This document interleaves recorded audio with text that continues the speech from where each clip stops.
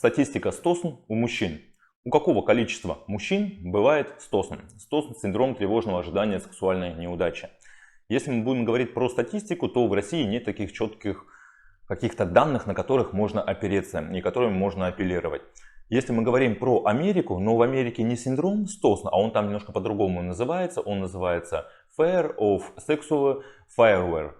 Это страх секса, страх перед сексом, страх неудачи во время секса. Примерно одно и то же. Симптомы, лечение идентичны, что в России, что там, просто разные названия, разная аббревиатура. И вот по статистике, по американской, у 80% мужчин хоть раз в жизни были такие симптомы стосна.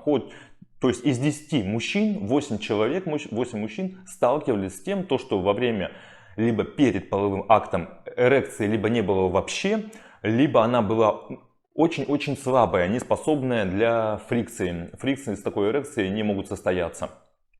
В общем, по статистике, опять же, я все-таки сейчас буду опираться на американскую статистику, потому что в России на самом деле очень мало исследований. И эта тема, она многим знакома, но каких-то научных статей, книжек хороших, таких грамотных, где бы все по пунктам, все бы раскладывали по полочкам, что, как, методы лечения и так далее. Мало, очень мало информации, на Западе гораздо больше.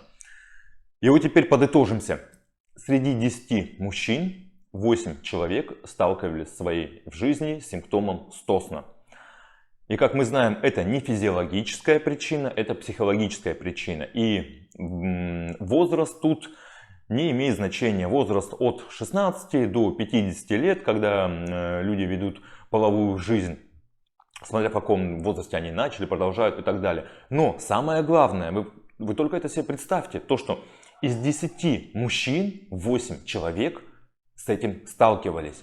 И лишь малая часть обращаются за помощью.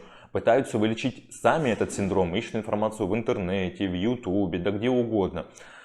Ходят по разным специалистам, пытаются решить эту проблему. Но тут опять же можно ходить вечно от специалиста к специалисту. Тут нужно понимать, какие симптомы, какие существуют методы лечения, как сделать так, чтобы симптом пропал. Еще многие мужчины постоянно сваливают все на физиологию. Ищут причину стосна в физиологической проблеме, хотя это не физиология, это чистая психология. И тут терапия, тут мои коллеги психологи, сексологи в этом помогают. Методики есть, у меня у самого есть авторская методика, у меня есть сайт stosn24.ru, вы можете зайти посмотреть, во-первых, мои отзывы, как я работаю, по каким методикам я работаю, что я делаю. Там есть куча видео, куча полезной информации, текстовой информации, кому интересно, прочитайте, изучите. И если вы хотите решить проблему стосн, то записывайтесь на консультацию, либо на полноценную терапию из 5 сессий.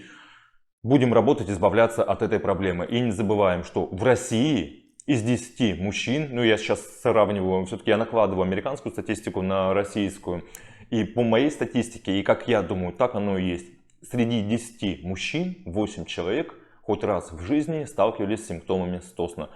Либо не просто симптомами, а у кого уже стосн в такой стадии, когда сексуальной жизни просто нету. И нужно предпринимать какие-либо действия, избавляться от этого, избавляться с помощью стороннего специалиста, сексолога, психолога. Либо меня, либо моих коллег. У меня все. Спасибо большое. Если будут какие-то вопросы, то задавайте, пишите комментарии. Всего доброго. До свидания. С вами был Сергей Витищенко. До свидания.